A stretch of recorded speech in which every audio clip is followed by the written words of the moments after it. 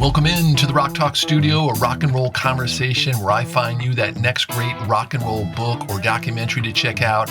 This is the podcast that reviews, previews, and most importantly, recommends to you the good stuff. I'm your host, Big Rick. Let's plug in and see what I've got for you this week.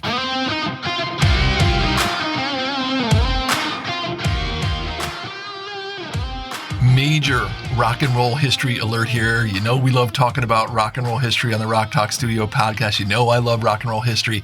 This subject has never happened in the history of rock and roll, what we're going to talk about today. And it's documented in this new book called The Uncool. It's Cameron Crowe's long-awaited memoir where Crowe pulls back the curtain on his interviews with some of the biggest rock and roll stars. And no one else has these stories. I'm sure people might have sat and interviewed Jimmy Page, Ronnie Van Zant, Greg Allman, Bowie, Joni Mitchell, Glenn Frey, and Ronnie Wood, to name a few. But let me stop you there. Nobody, and I mean nobody, did it at the ripe old age of 15 years old. 15 years old. I just can't believe this story. And these interviews are different. And I'm going to get into why. But these are one-of-a-kind stories, one-of-a-kind moments, and they are, like the book, just amazing. You know, it's hard to even rationalize how this could even be possible when you take a look at it from a 2025 lens. Why does David Bowie go out of his way to call up Cameron Crowe and invite him to hang out? And not just for a day. He spent a little over a year with Bowie. Ronnie Van Zant from Lynyrd Skynyrd had him come down to his house to go fishing with him.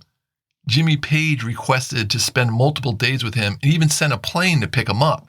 He sat in Glenn Frey and Don Henley's Hollywood home where they were living together, and he hung out while they wrote songs for the Eagles record. And to take it even further, as Crowe points out in the book, most of these artists, specifically Page, Greg Allman, Joni Mitchell, and Bowie, were not doing interviews at that time. They were very controlled with who they were talking to and the message that was going out about them and their band. And there was one magazine specifically that they were definitely not talking to. No way. And that just happened to be the magazine that Crowe was writing for, and that was Rolling Stone. All of these artists that I just mentioned had something in a review or a column that Rolling Stone wrote that really pissed them off. So not only did Crowe get a chance to hang out with these rock and roll mega talents, he convinced them to agree to a Rolling Stone magazine interview while he was in his teens. So how did he do it? A lot of it was pretty much right place at the right time. It all started for him with his mother taking him to a concert in 1964. He was 7, and they went to see a kid named Bob Dylan. And by the age of 14, living in San Diego, Crowe started writing reviews for a local underground magazine, and then it just started to snowball. And Crowe remembered that original show, seeing Dylan. He said that chilly gymnasium had become a gathering of a tribe. It was that rare feeling that we were all exactly where we belonged.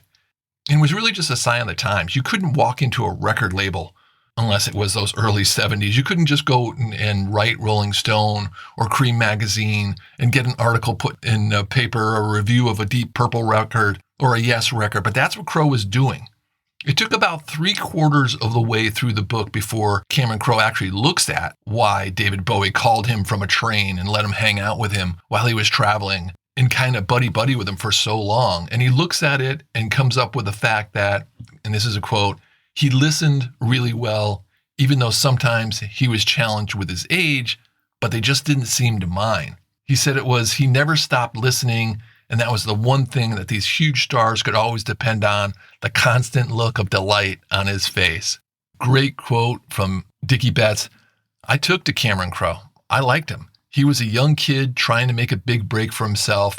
The band was really gun-shy about having anyone come on the road with us, but I said to them, this is a good guy. I had real good luck with him. He did a nice article. I was vouching for him and finally talked the guys into letting him come out with us. That's a pretty bold statement, especially from one of the more ornery rock stars out there, Dickie Betts, or Richard, as he wanted to be called in this interview, Richard Betts. The book made me want to go and read old Cameron Crowe articles from Rolling Stone magazine, but I found a really hard time finding these things. I didn't dig too deep, but it would really be cool to see these at least portion of them included somewhere. I would have loved to have a bonus edition of this book that included some of these articles just to get a feel for how Cameron Crowe was writing about Led Zeppelin when he was 16, or what he was saying about Joni Mitchell or Jimmy Page or Jim Croce. He interviewed so many people. There's so many great moments in this book. It would be cool to kind of see a few of those articles, but unfortunately, that's not in this book. Another thing I wished for was a little more of the other side of the story, especially about why people didn't ask him how old he was or care once they found out. Some of them did, but the majority didn't. And really what I got from this book was it was just a time before the mainstream media fully caught up with the power of rock and roll. The first part of the book is just pure rock wonderland. And it's just such a new and exciting thing, this rock and roll that was taken off. And Crowe just had so much love and so much enthusiasm for it that, again, he was in the right place, willing to do whatever it took to write about all these great musicians and all these extremely interesting people with crazy lifestyles. Almost Famous ranks as one of the most popular rock and roll movies of all time. No doubt, when people ask me about my favorite rock and roll movie, I usually put that one on top. A lot of this book reads like a novelization of Almost Famous, which Cameron Crowe wrote, except for one major theme. And even though this theme is a major part of Almost Famous, the story he tells about his mother throughout the book is really effective and a very touching part of this story. And it's cool, he does this little thing where he starts a bunch of the chapters with an aphorism from his mother. She's very positive and she sends a lot of great quotes out there. In a lot of ways, this is not only a love letter to rock and roll, but also a family portrait. When his name doesn't appear on the cover of a Rolling Stone article he did about Joni Mitchell, Crowe gets the feeling the tides are turning, and he says to his parents, "I'm 21, I'm washed up." And that's where the book turns a little bit, and he starts talking now more about his other talent, and that is writing scripts. He moved on to Hollywood, and first movie out of the box, Fast Times at Ridgemont High. Great stories in this book about that great movie, but the majority of the book is about his time writing about rock and roll. The Uncool takes you into a wildly creative time when rock music was exploding in every direction. Crowe was part of a new wave of music writers who just didn't tell readers about new bands or pass along what artists had to say. They are also celebrating the music and explaining it and making sense of this huge creative leap that these musicians were taking. This is a tremendous memoir that any fan of rock and roll is really going to enjoy. And I will say this book immediately jumped into my top 5 rock and roll books of 2025.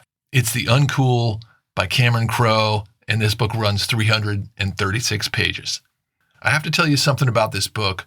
It serves as a piece of Cameron Crowe's life, and it ties directly into Crowe's early days writing about rock and roll and how this person I'm going to talk about has an iconic moment or two in Almost Famous. That's coming up next.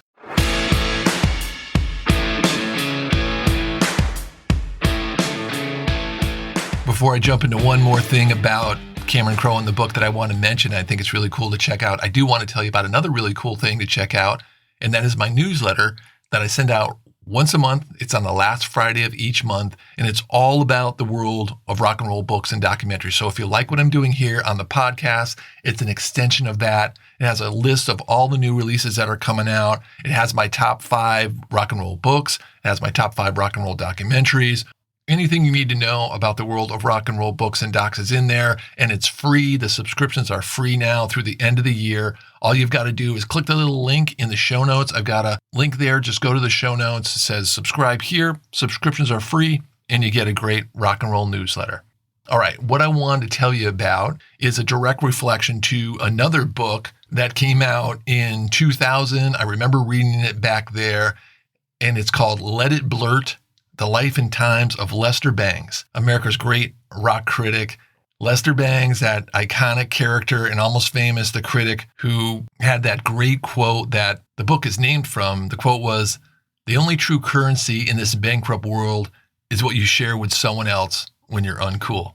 This book is a great extension here about Lester Bangs and really dives in deeply about his upbringing and his wild lifestyle. And, you know, Lester Bangs was a real part of Cameron Crowe's life.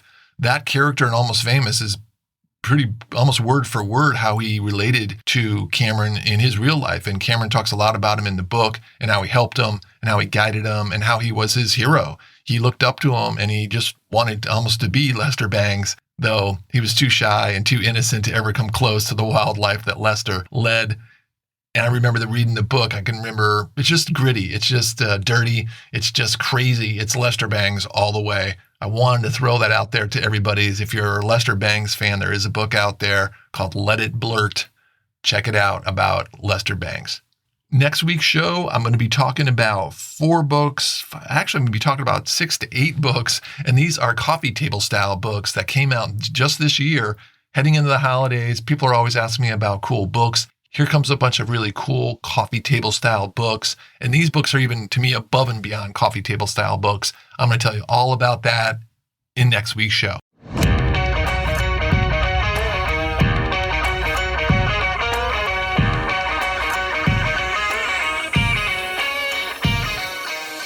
Thanks for tuning in today. Love talking rock and roll with you, especially when I get to talk about The Uncool, a really great memoir from Cameron Crowe. I've been waiting for this book for a long time. If you're a fan of the show and have listened to a bunch of episodes, you know I've been talking about this one. So I'm really glad it's finally out, and I'm really glad it's finally great, and I encourage you to check it out. All right, let's tear it down, pack it up, and head on down the road. I'll catch you next time in the Rock Talk studio.